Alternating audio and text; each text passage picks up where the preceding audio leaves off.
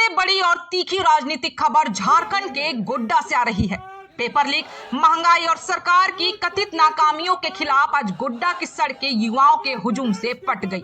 Youth Congress के राष्ट्रीय सचिव आरकादित्य के आह्वान पर आज हजारों युवाओं ने गोड्डा कॉलेज मैदान में एक विशाल युवा आक्रोश सभा कर केंद्र सरकार के खिलाफ बिगुल फूंक दिया है।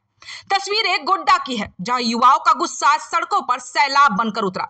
किसान भवन से लेकर ऐतिहासिक गोड्डा कॉलेज मैदान तक सिर्फ एक ही नारा गूंज रहा था, धर्मेंद्र प्रधान इस्तीफा दो ही नहीं बल्कि शिक्षा व्यवस्था में सुधार करो।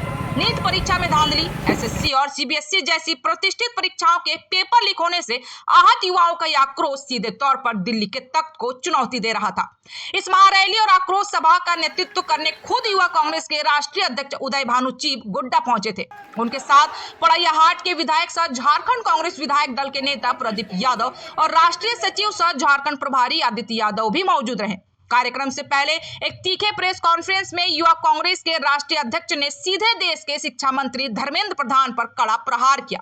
पेपर लीक माफिया जो है, पेपर लीक जो है वो एक बीमारी बन चुका है पूरे देश भर में। बीजेपी और बीजेपी के लोग, खासकर वो देश का गद्दार जिसका नाम धर्मेंद्र प्रधान है, जो बीजेपी का शिक्षा मंत्री है, और पैसों के लालच में पेपर लीक करवा रहा है, देश का भविष्य अंधकार में डाल रहा है, देश के नौजवानों का, छात्रों का भविष्य अंधकार में डाल रहा है। करोड़ों रुपया कमाने का काम ये इस घोटाले से बीजेपी के लोग कर रहे हैं, पैसों के लालच में देश को बेच रहे हैं। और राहुल जी ने कहा है, जब तक इस देश के गद्दार के खिलाफ कार्रवाई नहीं हो जाती, इसको सैक नहीं किया जाता, ये इस्तीफा नहीं देता, तब तक कांग्रेस सड़कों में संघर्ष करती रहेगी। और तब से यूथ कांग्रेस पार्टी पूरे देश भर में संघर्ष कर रही है, एनएसयूआई पूरे देश में संघर्ष कर रही है, और खासकर भारत के युवा सड़कों में है। और युवा सड़कों में इसलिए है क्योंकि वो चाहते हैं धर्मेंद्र प्रधान, जो गद्दार है देश का, जो पेपर लीक माफिया इस देश में चलाता है, उसके खिलाफ कार्रवाई हो, उसका इस्तीफा लिया जाए। और जब तक ऐसा नहीं होता, यूथ कांग्रेस पूरे देश भर में यही संघर्ष करेगी। आक्रोश सभा को संबोधित करते हुए स्थानीय दिग्गज नेता प्रदीप यादव ने भी केंद्र सरकार की नीतियों को आड़े हाथों लिया। नेताओं ने कहा कि यह लड़ाई सिर्फ पेपर लीक तक सीमित नहीं है। आज देश का युवा बढ़ती महंगाई, आसमान छूते पेट्रोल डीजल के दाम और सरकार की विफल विदेश व आर्थिक नीतियों से त्रस्त है। युवाओं के पास न रोजगार है, न ही परीक्षा की सूचिता की कोई गारंटी। गोड्डा का मैदान आज इस बात का गवाह बना कि आने वाले दिनों में यह युवा आक्रोश थमने वाला नहीं है। बहरहाल, परीक्षाओं में धांधली और पेपर लीक एक ऐसा नासुर बन चुका है जो देश के भविष्य यानी युवाओं को अंदर ही अंदर खोखला कर रहा है।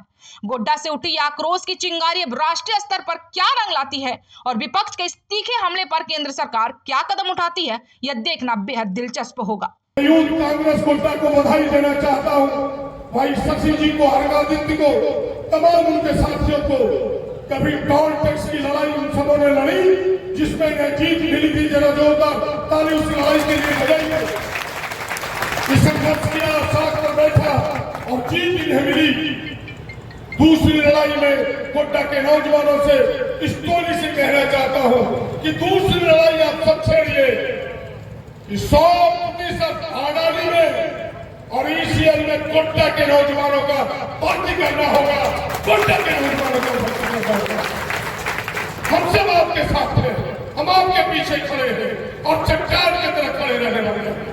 बस इतनी ही बात कहते हुए कि जो लड़ाई राहुल गांधी जी ने पूरे देश में छेड़ा है, बुद्ध जी के हाथों में तिरंगा दिया है, इस तिरंगे को मजबूती दीजिए, उस लड़ाई को मजबूती दीजिए। हमें राष्ट्रवाद सिखाएगा, कहता देश की असली आजादी 15 अगस्त 1947 नहीं, 2014। हम पूछना चाहते हैं इस मंच से, ऐसे लोगों को जो देश की आजादी को झुठलाता हो, उनसे पूछिए, क्या सरदार भगत सिंह का वो फांसी का फंदा जो हम देखते हैं तस्वीरों में, अशफाकुल्लाह खाकर वो फांसी का फंदा, क्या वो तस्वीर झूठी है? हमें इसका जवाब चाहिए। देश की आजादी 15 अगस्त 1947 को नहीं मिला। क्या चंद्रशेखर आजाद ने वो तस्वीर अपने पिस्तौल से अपने कटपट्टी पर गोली खाते हुए, क्या वो तस्वीर झूठी है? अगर वो तस्वीर झूठी है, तब 15 अगस्त 1947 को आजादी नहीं मिला। मैं पूछना चाहता हूँ भारतीय जनता पार्टी के लोगों से, आरएसएस के लोगों से। ये नए इतिहास के पन्नों को फाड़ करके पुराने इतिहास के पन्नों को, नए पन्नों के नए अध्याय को प्रारंभ करना चाहता है। इसीलिए मैं आपको आगाह करना चाहता हूं, वो ढोंगी राष्ट्रवाद के नाम पर लोगों को भरगलाते हैं, वो धर्म के नाम पर लोगों को बहलाते और फुसलाते हैं, और हिंदू मुसलमान के नाम पर समाज को बांटते हैं। आप उससे सावधान रहिए। मैं विवाद को लंबी न करते हुए, गुड्डा का अधिकांश नौजवान है, मैं केवल एक बात कहना चाहता हूं कि कांग्रेस ने एक अधिकार दिया है पूरे देश को, बाबा साहब अम्बेडकर ने, पंडित नेहरू ने, वो अधिकार है वोट का अधिकार। यानी कोई भी राजा हो, रंग हो, टाटा हो, बिरला हो, अडानी हो, अंबानी हो, गांव का गरीब आदमी हो, सबके वोट का एक अधिकार है। आज उस अधिकार को भी एसआईआर के माध्यम से छीनना चाहता है। आप अपने घरों में सावधान हो जाइए। एसआईआर चल रहा है, 15 तारीख तक मैपिंग होने वाला है।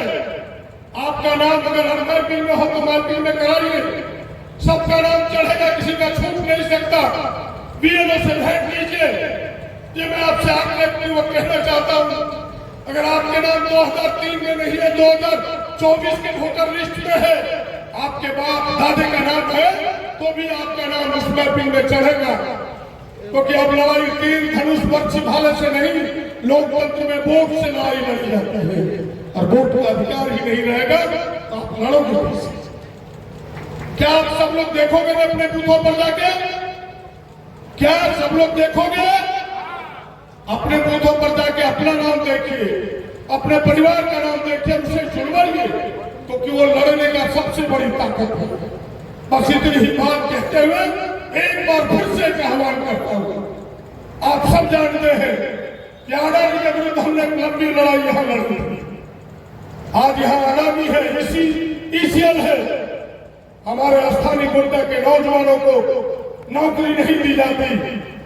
एक लड़ाई आप सब नौजवान अभी हाल के दिनों में, जय हिंद, जय झारखंड, जय राहुल गांधी, जय कांग्रेस।